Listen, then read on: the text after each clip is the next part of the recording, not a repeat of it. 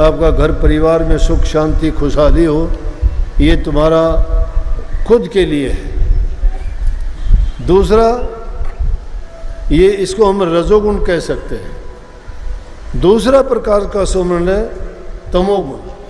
तमोगुण वो सुमरण है कि जिसमें तुम किसी इंसान के लिए बुरा सोचते हो, जिसने तुम्हारे साथ कुछ बुरा किया और उसके बारे में तुम बुरा सोचते सोचते अगर सुमरण करते हो तो तुम्हारा तमोगुणी विचार होगा और उसी को उसकी सारी शक्ति मिलेगी। अब है सतोगुणी का।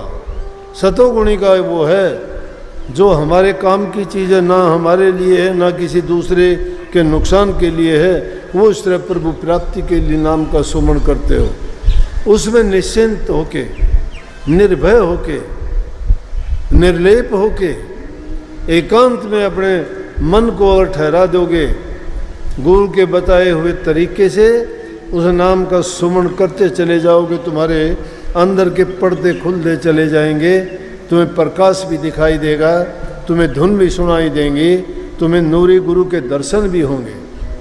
वो नूरी गुरु के जब दर्शन हो जाएंगे ना, फिर आपको वो खुशी मिल जाएगी कि वो दुनिया में ढूंढने से नहीं मिलती। जिन संतों ने वो प्राप्त की वही सिद्ध कहलाए, उन्होंने ही दुनियादारों को रास्ता दिखाया।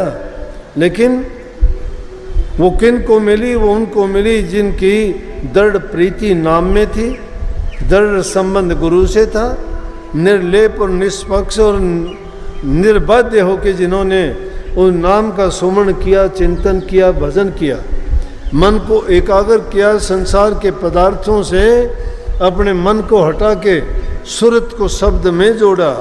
इसलिए हमारा मत सुरत शब्द का योग है।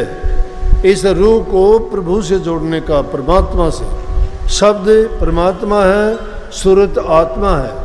ये आत्मा उससे जुदा है क्योंकि ये पाक पवित्र नहीं है, ये काल और माया के देश में आके मलिन हो गई है, इस पर कर्मों के पर्दे चढ़ गए हैं। और इसलिए वो काल का ये काम है कि इसको संसार के झगड़े में फंसा देना।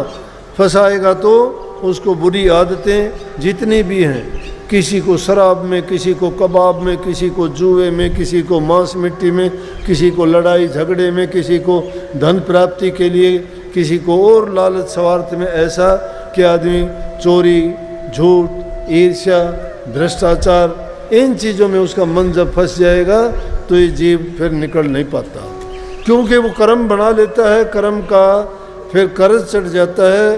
कर्ज चढ़ने के बाद में